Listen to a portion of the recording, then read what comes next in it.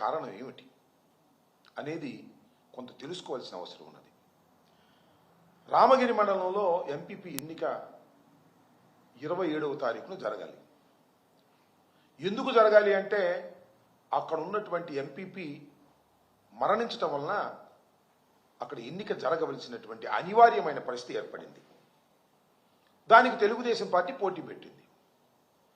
అసలు పోటీ ఎందుకు పెట్టిందో ప్రజాస్వామ్యంలో ఎవరికి అర్థం కాదు. ఎందుకని ఆ మాట అంటున్నానంటే ఈ రామగిరి మండలంలో 10 ఎంపీటీసీలు ఉన్నాయి. దీనిలో జరిగినటువంటి ఎన్నికల్లో పూర్వం జరిగిన ఎన్నికల్లో 9 వైఎస్ఆర్ కాంగ్రెస్ పార్టీ గెలిచింది. కేవలం ఒకే ఒక్క సీటుని తెలుగుదేశం పార్టీ గెలుచుకుంది. ఎంపీపీ మరణంతో సహజ మరణంతో ఎన్నిక వచ్చింది. ఏమంటే ఒకటి గెలుచుకున్న వాళ్ళు పోటీ పెట్టి ఏం చేయాలనుకుంటున్నారు నాకు అర్థం కాలేదు. పోటీ పెట్టారు. పోటీ పెట్టి ఏం చేయాలనుకుంటున్నారు? కొనాలనుకున్నారు. ఒక 2 3 లోపరుచుకున్నారు. కానీ ఇంకా ఒక వ్యక్తి చనిపోతే ఇంక మిగిలిన 9లో బలాలు ఎలా ఉన్నాయంటే వాళ్ళిద్దరిని కొన్నారో లేకపోతే లోపరుచుకున్నారో 6-3 ఉన్నాయి. ఈ 6-3 మీద ఎన్నిక జరుగుతూ ఉంది. ఈ 6గురిని రక్షించుకొని ప్రజాస్వామ్య పద్ధతుల్లో రామగిరి మండలాన్ని మళ్ళా నిలబెట్టుకోవాలనే ఉద్దేశంతో మా మాజీ శాసనసభ్యులైనటువంటి తోపుతుర్తి ప్రకాష్ రెడ్డి గారు ఆయన కృషి చేస్తున్నాడు. తప్పే ఉంది ప్రజాస్వామ్యంలో. ఈ 6గురిని మేము తీసుకువెళ్ళి దాచుకున్నాం. ఎందుకంటే గెద్దల్లాగా ఎత్తుకుపోతున్నారు కాబట్టి. న్యాయస్థానానికి వెళ్ళాం. న్యాయస్థానం కూడా వారికి పోలీసు రక్షణ కల్పించమన్నారు. అయిపోయింది కదా. ఈ 6గురు పోలీసు రక్షణతో రావాలి, వచ్చి ఎన్నిక జరగాలి, 6-3తో గెలవాలి. ఇది వాస్తవమైన పరిస్థితి. పోలీసులు ఏం చేశారండి? వాళ్ళు తీసుకుని ఎక్కడైతే ఎన్నిక జరుగుతుందో అక్కడికి తీసుకువెళ్ళారు. ఎప్పుడు తీసుకువెళ్ళారు? ఎన్నిక వాయిదా పడిన తర్వాత తీసుకువెళ్ళారు. రక్షణలో కోర్టు వారి ఆదేశాల ప్రకారం వాయిదా పడింది. నెక్స్ట్ రోజుకి సహజంగా 27వ తారీఖు ఎన్నిక జరిగితే 28వ తారీఖు వాయిదా వేశారు కోరం లేక. ఎందుకంటే మా 6గురు అటెండ్ కాలేదు కాబట్టి 3 వెళ్ళారు కాబట్టి కోరం ఉండదు. ఏం చేయాలండి పోలీసు వారు? ఏమంటే వాళ్ళు పంపిస్తారు కదా, 6గురిని పంపించలా. వేరే ఆ పక్కనే ఉన్నటువంటి ఇంకో మండలం దగ్గరికి తీసుకువెళ్ళారు, ఎంఆర్ఓ గారి దగ్గరికి. అక్కడికి వెళ్ళి అక్కడ వాళ్ళ చేత ఏదో ఒక విధంగా పోలీసులు ఒత్తిడితో వారి చేత లెటర్లు రాయించుకొని మేము ఇష్టం వచ్చినట్టు వెళ్ళిపోతామండి, మళ్ళీ మేము క్యాంపుకి వెళ్ళమండి అని చెప్పించాలనే ప్రయత్నం చేశారు. దానికి పెనుగొండ ఎంఆర్ఓ గారి దగ్గర ఇదంతా ఒక కుట్ర. పోలీస్ అండ్ అఫీషియల్స్ కుట్ర పన్ని ఈ 6గురిని మళ్ళీ ఎత్తేయాలని చూశారు. మళ్ళీ మా రాప్తాడు మాజీ శాసనసభ్యుడు ప్రకాష్ రెడ్డి గారు వెళ్ళి వాళ్ళ 6గురిని కూడా తెచ్చుకుని మళ్ళా దాచుకుంటే మళ్ళీ నెక్స్ట్ రోజు మళ్ళీ వాయిదా పడింది. ఇది జరిగినటువంటి పరిస్థితి. మేము ప్రజాస్వామ్య పద్ధతుల్లో గెలిపించుకున్నటువంటి ఎంపీపీని మళ్ళా గెలిపించుకోవడానికి ప్రయత్నం చేసే క్రమంలో ఎంపీటీసీలను దాచుకోవాల్సిన పరిస్థితి వచ్చింది. ఎవరి నుంచి దాచుకోవాలి? మేము తెలుగుదేశం వాళ్ళ దగ్గర నుంచి మాత్రమే కాదు, పోలీసుల దగ్గర నుంచి కూడా దాచుకోవాల్సిన పరిస్థితి వస్తుంది. పోలీసులు అఫీషియల్స్ కలిసి ఆ నియోజకవర్గంలో ఏదో ఒక విధంగా తెలుగుదేశాన్ని కేవలం ఒక్క సీటు గెలుచుకున్నటువంటి తెలుగుదేశాన్ని గెలిపించాలని తాపత్రయపడుతున్నటువంటి సందర్భంలో నేను ఈ పని చేస్తే తప్పేంటంటే నాకు అర్థం కాల. వాయిదా పడిన తర్వాత దీనిలో జయచంద్రారెడ్డి గారు ఉన్నాడు ఒక ఆయన పాపం లింగమయ్య గారు ఊరే. ఆ జయచంద్రారెడ్డి సహాయం చేస్తున్నారని జయచంద్రారెడ్డి ఇంటి మీద పడి కొట్టారు. లింగమయ్య అడ్డం వెళ్ళాడు. 30వ తారీఖున అతి దారుణంగా చంపేశారు లింగమయ్యను. ఆ లింగమైన పరామర్శించడానికే జగన్మోహన్ రెడ్డి గారు వెళ్ళారు, మాట్లాడారు. ఏం చేస్తున్నారండి పోలీసులు నాకు అర్థం కాలేదు.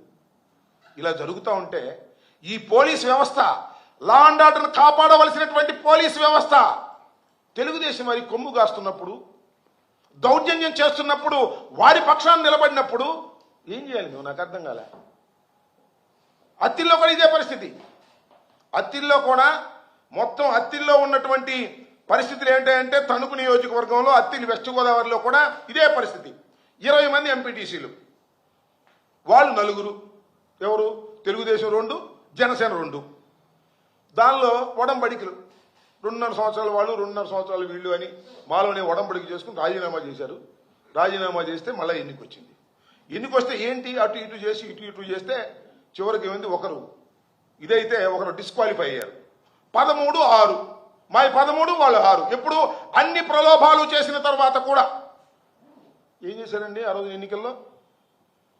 పాపం మా మాజీ మంత్రివర్యులు నాగేశ్వరరావు గారు వాళ్ళందరినీ వెంట పెట్టుకొని పోలింగ్కి వెళుతుంటే మొత్తం తెలుగుదేశం వాళ్ళు ట్రాక్టర్లు వేసుకొచ్చి మోటార్ సైకిల్ వేసుకొచ్చి అడ్డం వచ్చారు. వెళ్ళలేదు, తిరిగి వెనక్కి వచ్చాడు. మొత్తాన్ని తీసుకుని మొత్తం 13 మందిని తీసుకుని ఎక్కడికి వచ్చాడు? ఆయన ఇంటికి వచ్చి ఆయన ఇంట్లో కూర్చున్నాడు. ఇంటి చుట్టూరా చేరారు. చేరి పెద్ద పెద్ద కేకలేస్తున్నారు. బొత్స సత్యనారాయణ గారు కూడా అనేక సందర్భంలో ఫోన్ చేసి అక్కడ గొడవ జరుగుతుందండి వెళ్ళండి అని పోలీసులు ఇదిగో వస్తున్నారు అదిగో వస్తున్నారని ఆ రోజు వాయిదా పడిపోయింది. నెక్స్ట్ రోజు కూడా వాయిదా పడిపోయింది. మా స్ట్రెంగ్త్ ఏంటి? 13-6 గెలిచింది 16 మంది మేము. ఏంటిదంతా? పోలీసులు రారు.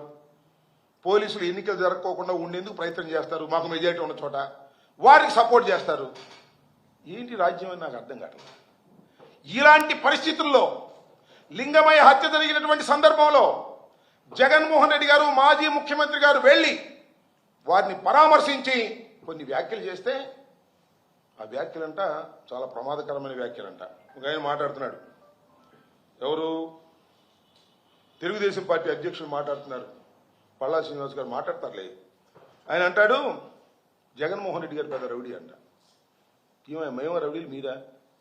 పోలీసులను అడ్డం పెట్టుకుని రౌడీజం చేస్తున్నది మేమా మీరా? చెప్పయ్యా పార్టీ అధ్యక్షులు వారు చెప్పండి. అట్లాగే రెవెన్యూ మంత్రి గారు అనగాని సత్యప్రసాద్ గారు జగన్మోహన్ రెడ్డి గారు సైకో అంట అనండి. అలాగే మరో మంచి సత్యకుమార్ జీవితంలో నిజం ఎప్పుడు చెప్పడంట జగన్మోహన్ రెడ్డి గారు. ఈయన చెప్తాడు, చంద్రబాబు చెప్తాడు, అంత ఇంకెప్పుడు చెప్పరు. చంద్రబాబు మాత్రం నిజాలు చెప్తాడు. జగన్మోహన్ రెడ్డి గారు సైకో అంటాడు. మరి ఈయన ఎవరయ్యా? నాకు అర్థం కాలేదు. చంద్రబాబు నాయుడు గారు చీటర్ కదా? ఎన్ని మోసాలు చేశాడు ఈ రాష్ట్రంలో, ఈ దేశంలో? ఎన్ని పార్టీలు ముంచాడు? ఇచ్చిన హామీలన్నింటినీ కూడా ముంచినటువంటి పెద్ద చీటర్ చంద్రబాబు నాయుడు కాదా అని అడుగుతా ఉన్నా. మమ్మల్ని అంటమేనా? మీ చీటర్ గురించి మాట్లాడరా? ఇవాళ ఇంత దారుణమైనటువంటి పరిస్థితి రాష్ట్రంలో నెలకొల్పుంటే ఎంత దారుణమని నాకు అర్థం కాదు. రౌడీజం చేస్తారు, కొడతారు, హత్యలు చేస్తారు, హత్యా ప్రయత్నాలు చేస్తారు.